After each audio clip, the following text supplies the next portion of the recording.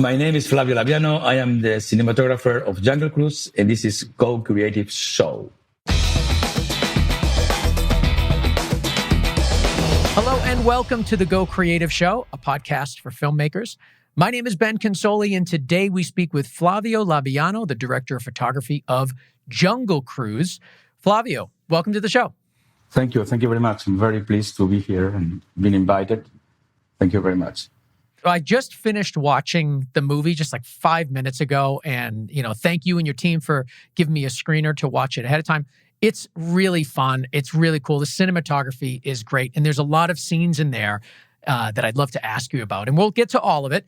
But before we get there, I just want to remind you all of our sponsor today, MZ, Empowering Filmmakers. I'll be talking more about them later in the show. And of course, follow us on your favorite podcast app, as well as Twitter, Instagram, Facebook, YouTube, and all things Go Creative Show at gocreativeshow.com.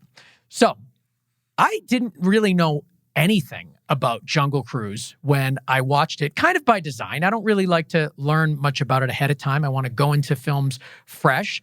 And I obviously knew of some of the stars. I knew Dwayne Johnson was in there and Emily Blunt was in there.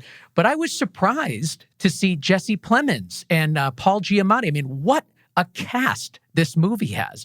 What was your experience like working with these guys? These are all powerhouse actors and just such A-listers. Like, this is a huge, huge movie. And what was the experience like working with them? Well, my experience, pretty much the bigger the actor is, the easiest to work with in my modest career. So, was really. Yeah, the bigger they are, the easier they are to work with, you found? Well, there are levels and levels, but I mean, those guys, well, especially, they were such a characters in the movie, and everybody represented something on the story.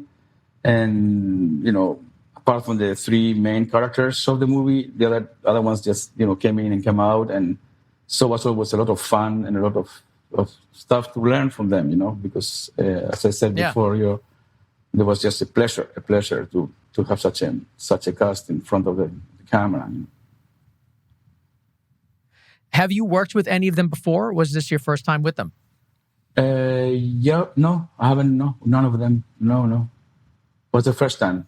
Yeah. Are you the type of person that ever gets starstruck? I mean, I know you've been doing this for quite a while. You've worked with tons of huge celebrities, big movies, but do you still ever get a little bit of that nervousness the first time a celebrity of that kind of level comes on set? Yeah, of course. I mean, we have pretty much Dwayne and Emily every day. And, I've never done a movie of this big, of this kind of budget. So yeah, especially at the beginning, you always get this kind of thrill. But at the end, as I said before, they're all very professionals and I've been very lucky with it. So far, they know what they're doing, and it's very inspiring for the rest of us to try to help them to develop what the characters are. At the beginning, when you first, signed on to this project, Jungle Cruise, what were you most nervous about? Well, the movie, Jaume brought me into the movie. Jaume, the director, brought me into the movie. And, well, basically the big challenge was that we had to shoot the whole movie in a tank in Atlanta, in the parking lot. So that was kind of challenging. And even though the first act happens all in Hawaii on location, still the boat or the submarine or anything in any of the actual boats and never ever got there. So it was very hard to try to match, something you shoot in this top lighting, Atlanta's kind of summer, into that Amazon and into that whole river and try to create that atmosphere. That was pretty much the most difficult things in the most of land with it, especially also with, of course, with the help of all the visual effects team, who were very, very helpful. So you were most concerned with just the fact that so much of this takes place in a boat on the river. I mean, that has to pose so many challenges. Have you ever done anything like that before in your career, or was this kind of a new type of filmmaking for you? I mean, for some strange reason, I've done a movie in a plane. I've done a movie with a woman in a rock. I've done a movie with another woman on a van. So for some reason, I'm just kind of get used to that. So I think they keep on calling me because I'm doing a movie now with the whole movie happens inside the car. So I don't know. I'm just getting used to those projects. I guess they catalogize you that direction. But yeah, I mean, you're the guy for projects like this, I guess. Yeah, the only one I haven't done is in an elevator yet. So I hope doesn't happen. But probably haven't done a movie in an elevator. But in any other thing that moves, flies, or sails, I've done it. But I mean, not really was the challenge of shooting a movie in a boat. As I said before, was the challenge of shooting a movie in a boat against blue in a parking lot in Atlanta and try to bring all that into the actual exotic Amazon, and whatever that requires. That was, at the beginning, I was very kind of, I don't know, astonished and also a little bit scared, as you said, like how we're going to make this match, because, pretty much 80% of the movie was done on a tank, on a water tank against blue, So I never done this before. Well, I did another movie with Jaume called The Shallows, in which we shot again 80% of the movie on a tank. It was supposed to be the ocean. I don't know if you know that movie, but it was with this, the shark and surfer and all that. And then we did that all also in the tank. So I had a little bit more, experience on how to figure out how to prep, how to actually match this with the plates later, how to do morning, afternoon, sun, cloudy. All those things were done in the same spot. So that required a lot of prep. Oh, yeah. And I can imagine, because you had to create so many different looks. Like throughout the film, there's a really heavy, deep, kind of warm orange feel throughout most of the film. But then there are times, like in the scenes, there's a scene that's kind of like a whitewater rafting scene where the boat is like almost going off the edge of a cliff, where it's overcast and it's gray and it is very cool. Mm-hmm. And then you have the scene at the end where kind of when you're inside of the tree and everything goes purple. I mean, you have some really strong colors in this film. And how did you approach sort of creating and infusing color in your cinematography? Well, by doing a lot of prep, me and Jaume are normally, we work very well collaborative, so we just start to just kind of dissect the movie and go through every palette of the movie, what we could do with it. And then we just apply. Sometimes you succeed, sometimes you don't succeed. But I really wanted to take risks in the color this time. I didn't want to do like one plain color. So basically, how it works is you start to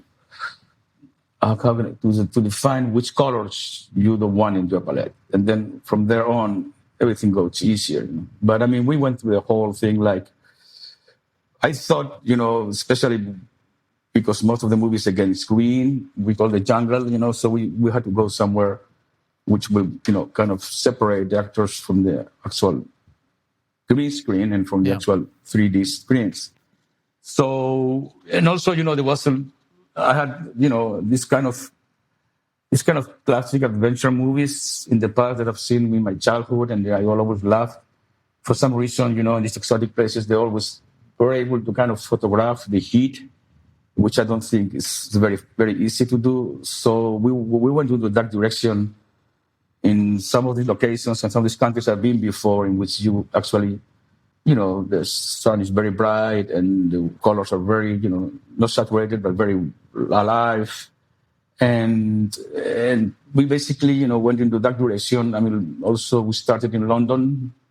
We didn't want to do a cloudy London. I think we are all very tired to see this foggy, cloudy London. So we wanted to have it in London in the summer, which is beautiful, by the way.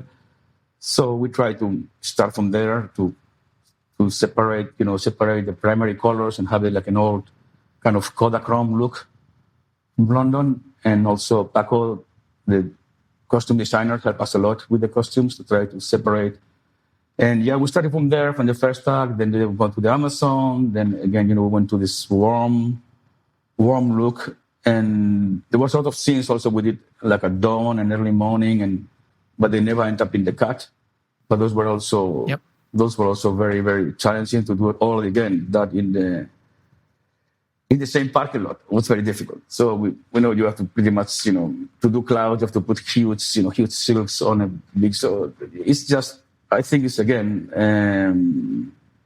by pretty much prepping the movie and trying to tell the story with color, which is not very easy because you can also make big mistakes, But I guess, we are using the theory of color that normally exists, I mean, this is the first time in my life that I use magenta, but I think it was the only way to represent the flower. So we went into that direction, who was kind of risky, but I think it works. There's something that you don't see much in the screen on movies, and then I think it's something surreal or something fantastic or magic that flower would be this magenta pink kind of tone, Yeah, I think it absolutely worked because you set such a realistic color tone leading up to that point in this feeling of heat. And then all of a sudden now you've got this really wild kind of purpley magenta color that just really stands out and supports the story and just is beautiful to look at. So I think the color story in the film is just awesome. We've got a question from Instagram on Mango Shake wants to know, and I think this is a good question. Did you take any visual inspiration from the ride? Because Jungle Cruise is a classic Disneyland, Disney World ride. So people kind of have an idea in their mind of what they're going to see, having been to the park if they have. How much of a role did that ride play in the look of the film for you? Well, I mean, not much, because as I said before, when you go to the ride, you just experiment, 30 minutes or 40 minutes of daylight. And that's just what you experiment, which is, is the jungle, but you're still in Anaheim. So it's not really not the same thing as being in Brazil, as you probably know. So, yeah. Yeah. We did in a way that, don't forget that the actual, the Jungle Cruise ride was inspired by the African Queen, the movie from John Huston. So I think this one came from the other. So at the end, at the end, this whole idea of taking a boat and go on an adventure, I think. Well, there are other movies who have inspired more, in my opinion, like all the 70s kind of, all the movies I basically saw when I was growing up and going to theaters and seeing these huge, anamorphic, huge screens in exotic places. And I don't want to go back to Romance in the Stone, the African Queen, because those are. But I remember movies when I was a kid when I saw The Wind and the Lion, for example, from Milius, or The Man Who Could Be King from Houston. All those great, even David Lean, with all those big, like epic, huge movies. That was pretty much the idea that Jaume and me wanted to do. This was kind of an homage, but as well, we were thinking if people watch the movie, will they remember that time when movies were made kind of a more organic way and more into this huge kind of size, and that was more what I saw when I was growing up in the theaters, what inspired me to actually apply it here. Well, watching Jungle Cruise, I sort of felt, I got like Indiana Jones vibes. You know what I mean? Yes. Like that seemed to me like it was a pretty strong inspiration. I'm curious if it was. Christopher Sousa on Instagram is asking as well. And just watching it, it kind of gave me that feeling. Not just the cinematography, but the music, kind of the look of it, the production design. Everything was kind of giving me that Indiana Jones feel. Was it an inspiration for you? Yeah, of course. I grew up, with those three. I even did second unit on the fourth one I even shot second unit on no the way. fourth. Yeah, I did, yeah. With Janus, he brought me to do second unit on the fourth one. Yeah, of course. Those are just in your system. There's no way you cannot. But this being a genre of a romantic comedy, I think it's a little bit, it's much more going into that kind of point that the actual hero, whatever. The actual adventure hero who, which more Indiana Jones is. I think there is a lot of romantic scenes. Not all of them end up in the actual cut, but I was trying to to have the idea that, how to show a romantic comedy in an exotic place. That was the look. But of course, Indiana Jones and even Pirates and even Star Wars and even all those huge 70s success are all in your, probably you use them and you're not even conscious for using those references, Yeah. But I mean, there is a movie called, you must know this movie, The Wind and the Lion, which is Sean Connery, John Milius movie that is about the romantic comedy between two characters that are just fighting and they become at the end pretty much. So that was trying to go into that direction. But again, it's all big anamorphic, and we use a lot of old glass to try to get that thing. So we actually rebuilt the lenses with someone in Panavision, Dan Sasaki, who will help us a lot to kind of choose the old glass and the warmer glass, and then we set up a bunch of anamorphic lenses. Which I think they came out pretty beautiful, just with that. So you had mentioned that you worked second unit on Indiana Jones 4, and I wanted to talk to you about the relationship between the director of photography and the second unit. I imagine that you had a pretty robust second unit in Jungle Cruise, just a guess, because there were so many large, sweeping, beautiful landscape shots and so forth. So I'd love to just hear your experience working with second unit. How do you maybe divide the work and what the relationship was on Jungle Cruise? Well, again, this movie we didn't have really a big second unit. Second unit came pretty much at the end specifically because it was not as much as we had in Indiana Jones or in other movies I've done second unit. But yeah, I mean, they did a great job, and my friend Michael shot it, and they basically did most of the scenes inside the big set where all the visual effects happens with the conquistadors and all that. Every time the conquistadors show up, they really must help us with those shots. But when we went to Hawaii, we didn't have a second unit. Well, we did a little one, but not really much. No, I mean, a lot of those shots that you see also, they're also done, in 3D and visual effects. So there was not really this time a big one.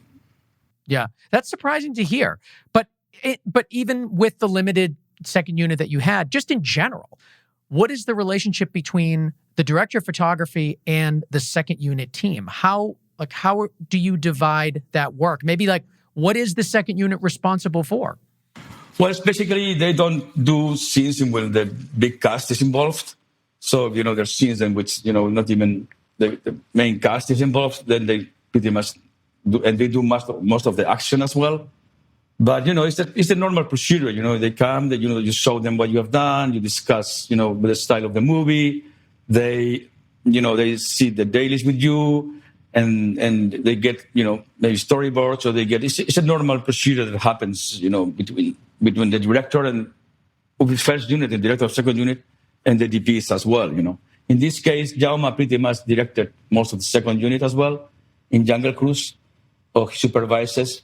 But as I said before, it was a different story than when I did Indiana Jones 4, where we were pretty much a crew as big as the first unit, So it wasn't really a big second unit movie, this one in particular. There is just a ton of action sequences in Jungle Cruise. And I certainly want to get to, maybe one of your most favorite ones, one of the most challenging ones. But before we do that, I want to talk to you about kind of these more smaller, more intimate, more just dramatic dialogue scenes. And one in particular was kind of historic in a way in Jungle Cruise and getting quite a bit of buzz because one of the main characters comes out in the scene. And it's such a small scene, just a dialogue scene, beautifully shot, lighting's great, all of that. But it's a moment that's kind of unique for Disney films. And like I said, a character just basically comes out. They don't say the actual word gay, which is getting, a little bit of pushback online, but the scene is there. The character is coming out. It's pretty direct. It's not implied at all. He's saying it.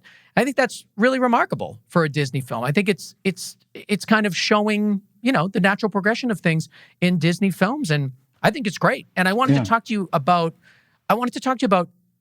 of doing that scene, because when we talk about to cinematographers on this show, oftentimes some of the more difficult and the biggest challenge that they face are in these kind of smaller scenes in a way, because there's so much attention being paid to everything, because there's not a lot of camera movement. There's not a lot of distraction.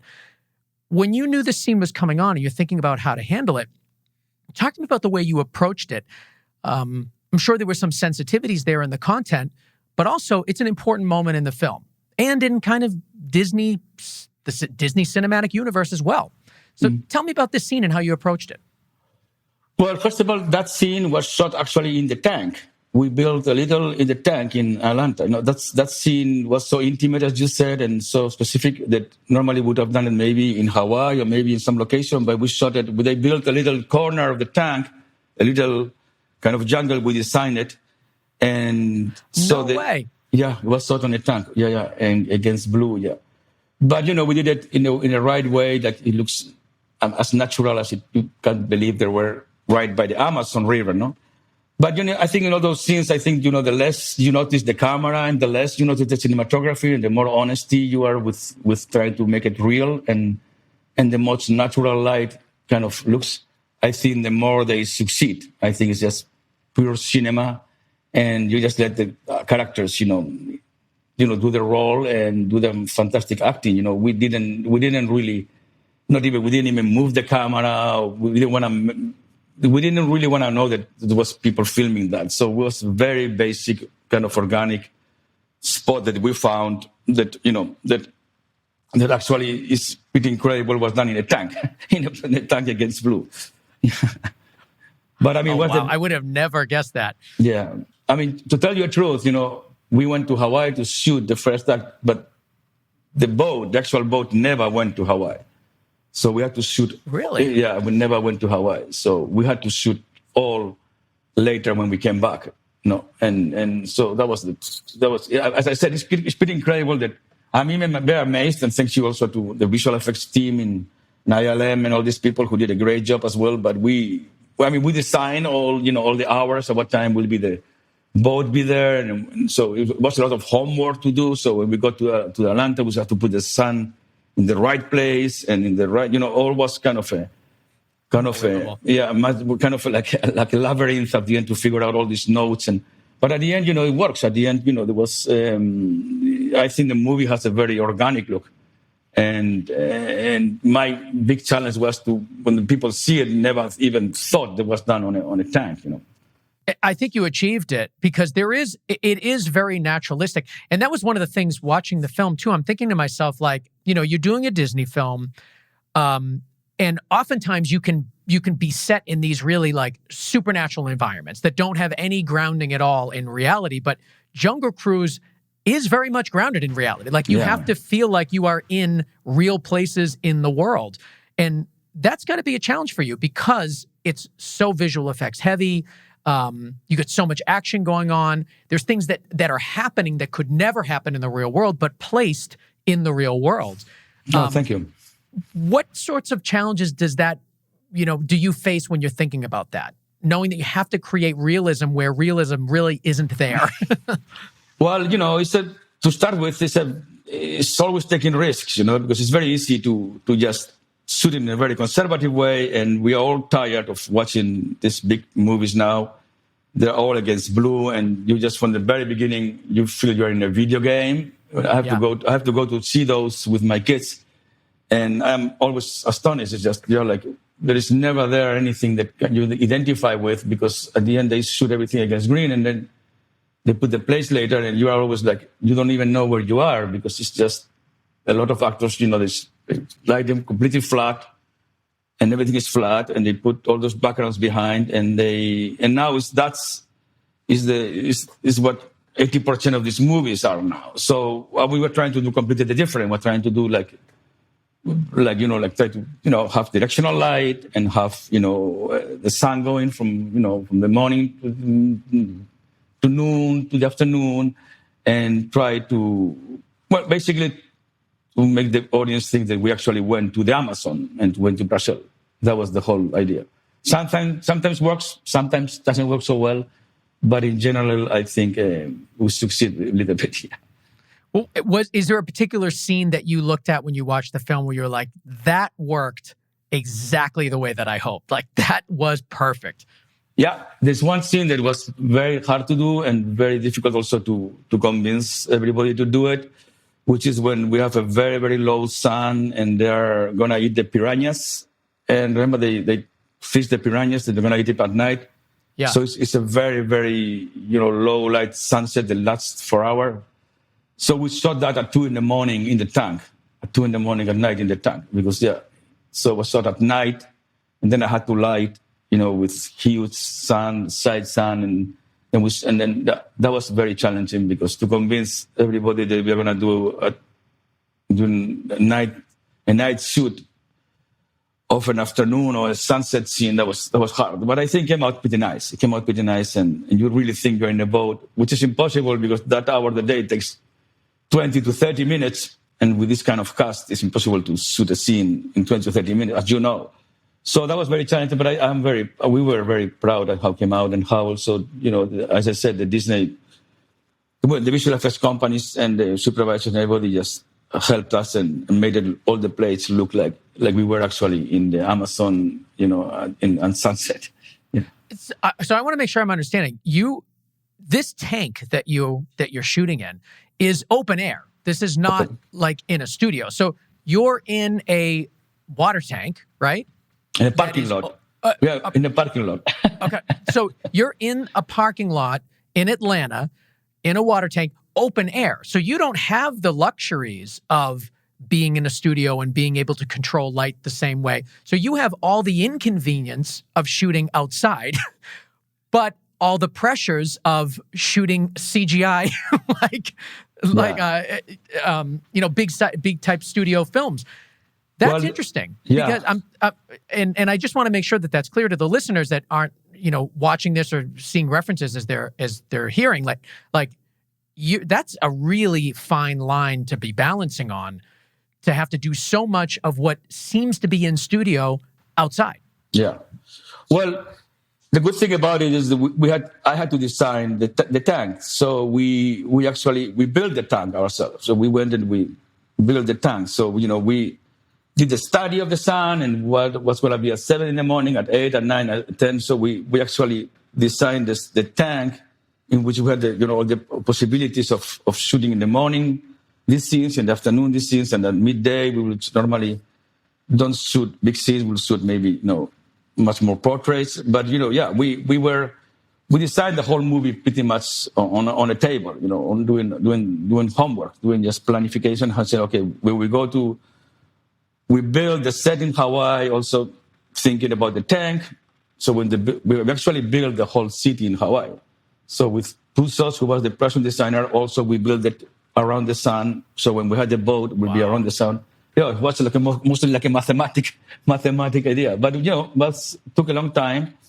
But, it came out pretty nice. And most of the times, as I said, we succeed, and a lot of times we didn't. A lot of times was too ambitious, or things happens with the schedule, or things happens with that, and you can actually tell. I can actually tell which ones have been kind of not as good as the other ones. But at the same time, when a budget like this, we were actually designing how to build a village, and how to build a tank, and how to build an interior in Hawaii. So there was a lot of really fantastic things in there. I don't think it's going to happen many times in your life, but we actually, with Pusos and Jauma and the production designer and Jauma and me, and we just actually figure out, in which direction you're going to, we're going to build a harbor, for example, in this direction you're going to put the cantina, the famous cantina where they Proxima. So that was. So it was all, as I said, it was a lot of specific prep and very leveraged prep, and that's the movie. But how can it come out, But again, a lot of most of the interiors were shot in Atlanta, except the ones that were shot in Hawaii, like the whole tavern, for example. The whole background of the tavern was the hotel. So we actually designed, window by window where it's going to look behind, and wow. And they built it. We're going to build it this way, and they went and built it. So, as I said, I think it's never going to happen again. But Yeah. but I was love fun. that. Was fun. I love that. These huge constructions. The tank was huge. It was 100 foot by 60 feet or something. So it was a huge I would tank. love to see pictures of that. I'm sure there's somewhere. If you have any you can share, that'd be awesome. Yeah, I have some. Yeah, and we did, for example, we did tank at night. We had all the submarine at night attacking, and the submarine was inside of the tank, and the whole thing was over scale. I would say. That is just so wild. That must have been just so much fun to just walk on set and know, like, my God, I'm working on a movie this big. This is crazy. Well, that's how the movies used to be done. They used to be done like that. If you read about it, they used to be done like that. I saw it in a western town in Spain, Almeria, where all the spaghetti westerns were done, and the whole village was designed by this fantastic Italian production designer. And you just put the camera, and it was all there. You had the backlight, you had the main avenue, you had the tavern with early morning light, and so this was an old way of they used to make movies before the visual effects.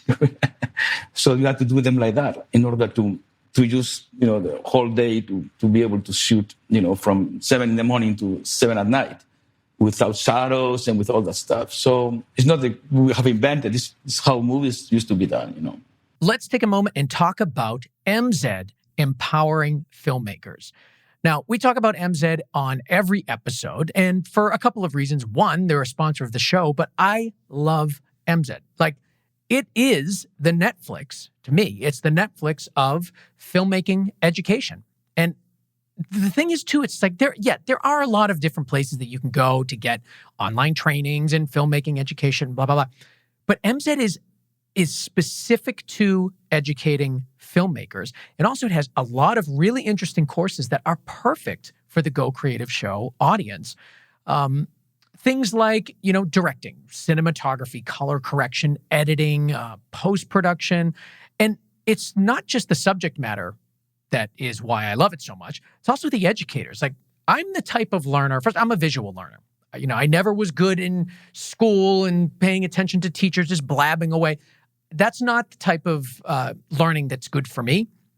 The type of learning that's good for me is engaging, good teachers, a lot of visuals to really hook into, and that's what you get at MZ. The teachers are, they're working in the industry at high levels.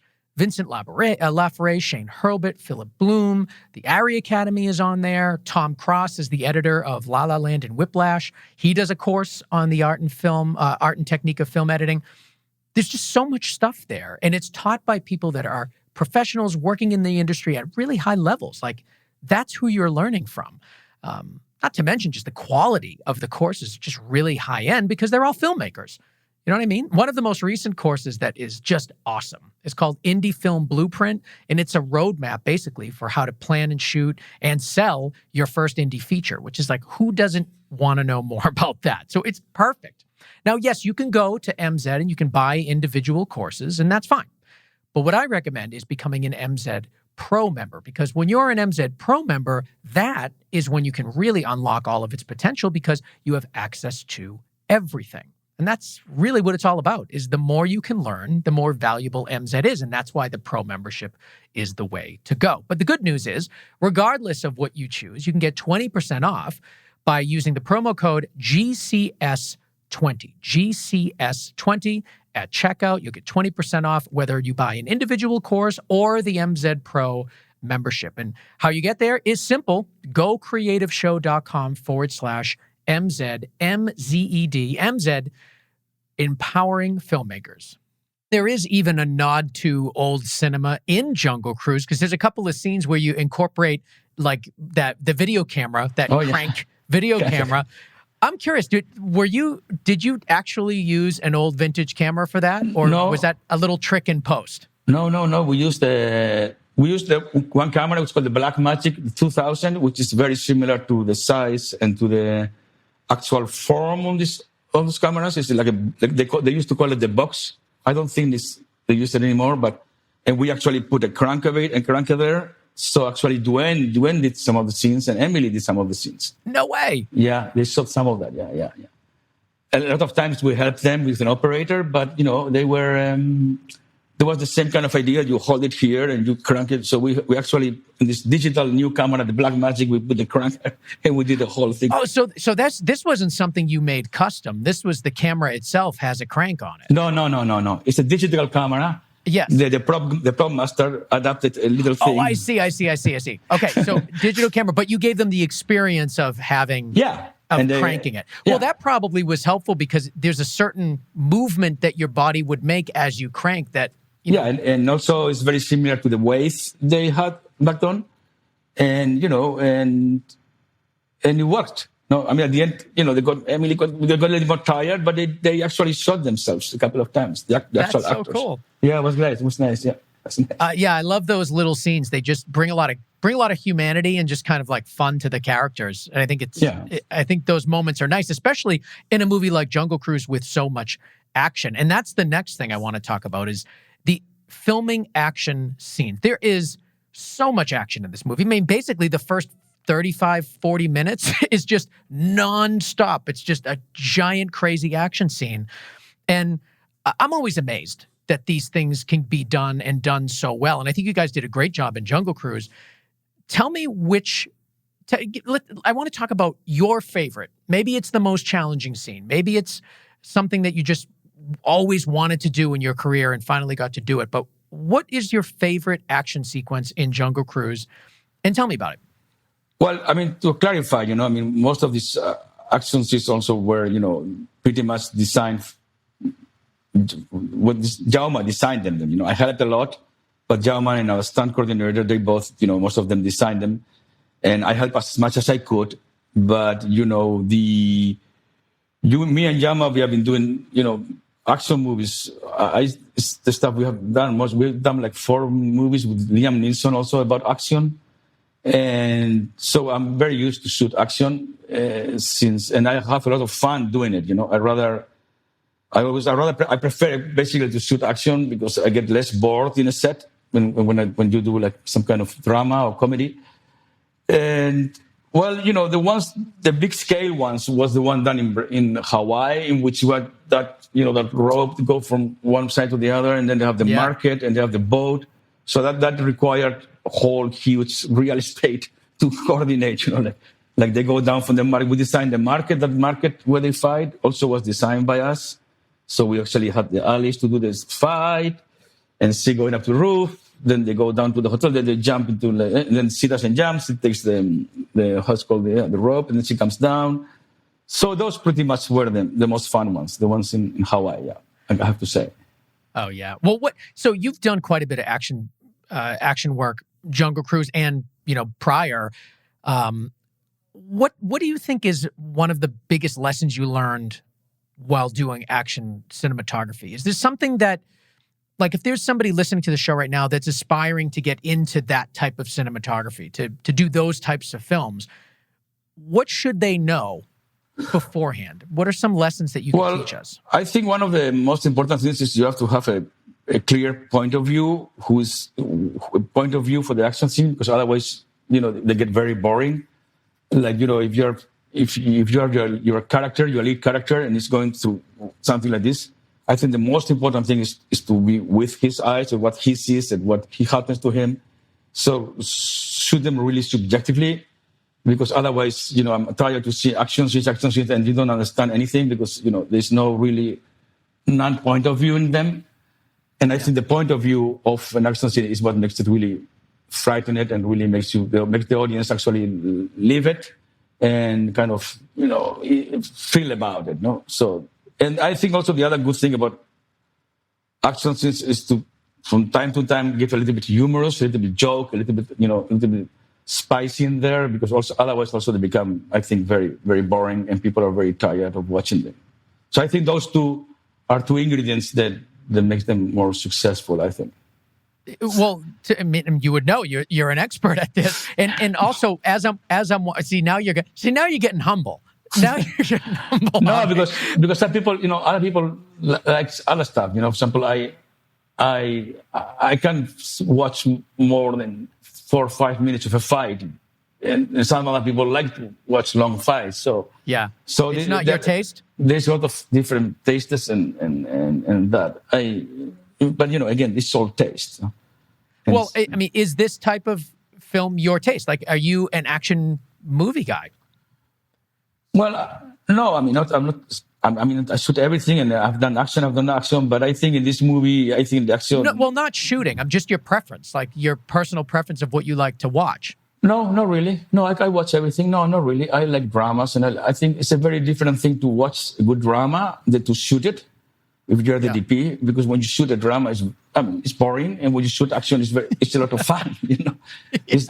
So I rather, if I have to be 4 months in a set, I'd rather have more fun doing action. But Exactly. I don't watch much action. But one thing is to watch, the other thing is to be there. 12 hours a day.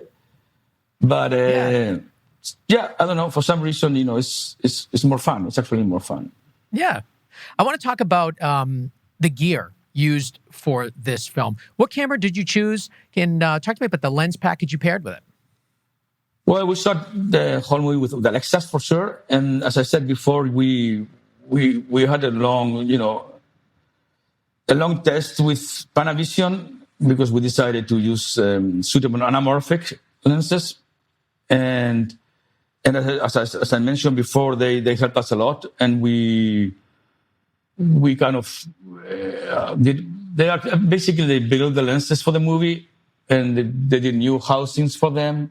As I said before, we were using the C class, the old class, the Series C, and on those Series C we looked for the really warm coating ones, and we kind of took away the blue coating ones. So, and then some of them we changed them, we had them a little bit more close focus. And that was all done from Panavision, with that genius who's Sasaki. That guy helped us a lot with that. Helped us a lot with creating the custom optics. Yeah, and we had the budget and the money to go to do that. It's not. Yeah. I mean, it's not very cheap. Did you test any other cameras? No. We went to that with Alexas from the beginning. Yeah, because you knew right away. Were you using the LFs or which ones were you using? Back then, we were using the old sensors because a movie like this requires so many bodies, so many cameras that back then they couldn't supply us with the new sensors, so we shot with the old ones, the smaller sensors. Yeah. But I think a movie that happens all in daytime, in my opinion, at the end of the highlights and all that kind of area, the Alexas, are very, very, very, very nice, very, very nice. Yeah. And why the choice for anamorphic? I'm hearing more and more people have made the choice to shoot anamorphic, and everybody has a different opinion of why and what it really gives you as a cinematographer by shooting anamorphic. Talk to me about that. Well, I don't know. I think, there are two factors. One factor is you are doing really cinema in terms of cinema. So you go to the big screen, which less movies go now, but you're actually, getting the quality of the big screen, and you're doing a format that is not a streaming format. So you're fighting pretty much HD, and that makes the movie, I guess, a little bit different. And also because, as I said to you before, I grew up with this big, panoramic movies and big panoramics, especially in the 70s. And I think it's a matter of nostalgia, I will say, right? Nostalgia to try to do something similar to that, Yeah.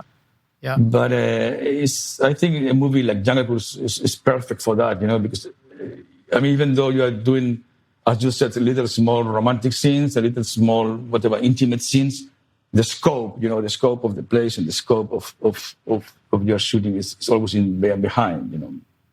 Yeah. What was your big break in the industry? Like, can you look back at one particular job that really broke the door open for you in filmmaking? Probably. Well, I shot a lot of movies in Spain before I go into Los Angeles, and then I went to Los Angeles and shot movies also there. But probably, I think it was a movie called Unknown. I did actually in Berlin with Liam Neeson. It was a thriller. and probably that was the one that I started to get basically better jobs after that. Yeah. I Did don't you know. come up as like a camera assistant or? No, Yeah. no, no, What was your entry into production? How'd you start? no. I just I went to film school in Spain, and when I finished film school in Spain, I applied for a scholarship to the AFI in Los Angeles, and I went straight from film school to start shooting. Yeah, I never, Really? yeah, that was it. Yeah, I did my projects in this, and I just start shooting. I never actually been an assistant or an operator. No. Did you get into commercials, music videos, Oh that yeah, type of stuff? So that seems to be where a lot of people begin and still go back to, no, on occasion. I didn't begin that. No, I began doing movies, and once I started doing movies, they started to call me to do commercials. But Wow. I started from the low budget movie up. The low budget movie, Yeah. shorts, low budget movie, but all that chain back in Spain, and then I came to the US with all my experience of features in Spain. Do you think that is like, would you recommend that path for new film students to just get out there and immediately start shooting and being a cinematographer, director of photography versus like being an AC or, joining different parts of the crew and kind of coming up the ranks that way? There doesn't seem to be like one clear pathway. Everybody has a different story, and I'm always interested in how people got there. Well, right now is the best moment. I mean, right now is, if you don't do it, it's because you don't want to do it. Because when I did it, you have to shoot 35, and everything was so complex and so expensive. I mean, right now you can buy a camera, it costs $2,000, and you can shoot 6K, and you can just. So Yeah. if there's a moment in history of filmmaking that is so easier to make a movie, is this one. Before it was impossible. Before even to do anything on 35, and the cost and the little production that was going. Now is I think is the best moment that people is the best opportunity they have in history. I think to just go there and shoot, because it's very easy. I've been doing this show for, I don't know, 8 years or so, and I've heard so many times, time and time again, just get out there, just start shooting. And it seems so basic that it almost sounds like they're just, throwing the answer away and not really they're not really thinking about it. But it really is true, because you have the ability with the phone in your pocket to film something. I mean, there's very little boundary to making something. There's certainly boundaries to being successful and getting into the right circles and doing, large major feature films. There are boundaries for sure, but there's no boundary to create something, which I think we're in a unique time. Yeah, I have to say, I've been very, very happy during my 2 film schools. I think those were one of my happiest moments in my life, I think. Basically because, I mean, first of all, you are surrounded with people with a lot of passion for film, and people who just want to make films like you. And you don't have to work. You just have to make movies, short movies. So I really learned a lot, and I'm very, very happy with both of my times in film school. So I would really recommend people to go to film schools, because you are in a group where everybody, as I said, want to do one thing. They're very, very young. You're very passionate. You will do it. Once you go back to the industry, that passion thing is not so. Not a lot of people make movies with passion anymore. So I think that. Really. Yeah, of course, yeah. So I think that time I was very happy, because you were making movies, and the only thing you wanted to do is make movies, and so I recommend very much to go to film schools, because for me it was a very pleasant moment, and also I learned a lot, and I just came out making movies right after that. So I recommend film schools if you can afford them. I recommend them, but if you cannot afford them, then we'll just jump and try to do your thing. Yeah, to kind of pave your own way. It's interesting to hear that you say that there's a lack of passion sometimes in kind of the higher level filmmaking. I mean, I guess I'm not totally surprised by that. I think that when you're younger and when you're hungry, there's a passion inevitably there. But it's interesting to hear you say that. I mean, why do you think that is? I'm curious. Well, I think, this job, this profession, I think it's very, very hard. I think, it's very, very difficult. It's very difficult to succeed, and also the conditions to work are getting harder and harder, and the hours and the abuses, and especially for cinematographers. So I think if you don't have the passion for it, I will do something else for sure. I think you need to have the passion to make a movie, because there's nothing. I mean, otherwise, it gives you very little back. It's a hard way of living, and you're always away from your home, and you're always going through these awful conditions and long hours and bad food and whatever. But I'm saying it can wear you down. I it wears you imagine. down. Yeah, especially when you get older. But I think if you keep the passion going, then I think it's the only way to. And I can when I see a movie, I can always tell that it has been done with passion or not. I can tell right away, because And how can you tell? What do you see in it that makes you? I'm curious. Well, I don't know. Something that I see the people behind the camera are really passionate, or they're just tell, or they're just making some more money or buying whatever. Well, honestly, it's interesting you said that, because I was reading a review of Jungle Cruise from what is it? I think Ebert. Oh my God, which one was it?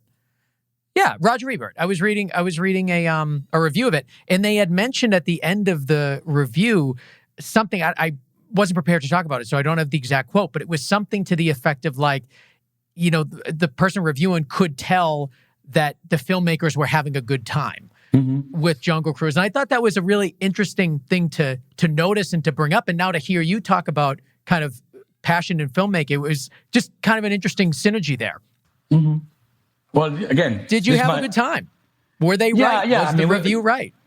Yeah, we had a good time. We had a lot of problems as well, but like any other movie. But yeah, in general, of course, we had a good time. I mean, who couldn't be? No, I spent a year doing something that I always wanted to do in my life. So my whole life was reduced to do something that, as I said before, that you can actually have all the time and have all the tools to do what you creatively can, which is not very easy to have. I love it. And we are very privileged to suit it. I don't know, but I mean, it's a big privilege, to be involved in something this big. Well, the movie is called Jungle Cruise. It's available now in theaters and also on Disney Plus for an additional fee, I believe. I don't know all the odds and ends, so you have to check it out for yourself, but it's available is the point. And it's awesome, and you guys should definitely check it out. Just a fun summer movie that I know you guys would like, especially if you're a big action person. You are going to like this film for sure. And I'm thankful for you coming on the show today. Well, thank you, Ben. Whenever you want, thank you very much. I appreciate the invitation. All right, I want to thank Flavio Labiano, the director of photography of Jungle Cruise, for coming on the show and talking to us today. It's a great conversation, and I'd love to hear what you guys think about it. So please leave comments wherever you are watching or listening to this, and let me know. You can also hit us up on Instagram as well, at Go Creative Show. We are there, as well as Facebook and Twitter, and YouTube is where you can go to see our episodes. So if you're only listening and you really want to see us, you can go to YouTube and check it out there. If you do, please hit subscribe so you never miss an episode. We're on all your favorite podcast apps, so follow us there. And of course, you can also follow me at Ben Consoli, on Instagram and Twitter. Although I'm more active on Instagram, I'm always posting, what I'm doing with my production company there, as well as Go Creative Show stuff as well. I also want to thank Connor Crosby from ignitionvisuals.com. You can find him there. He mixes. No, he doesn't. He doesn't mix and master. He produces the show.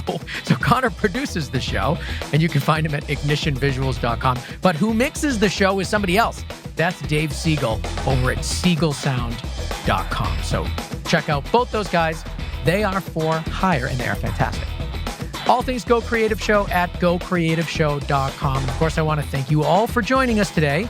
And we'll see you next week on another episode of the Go Creative Show, a podcast for filmmakers.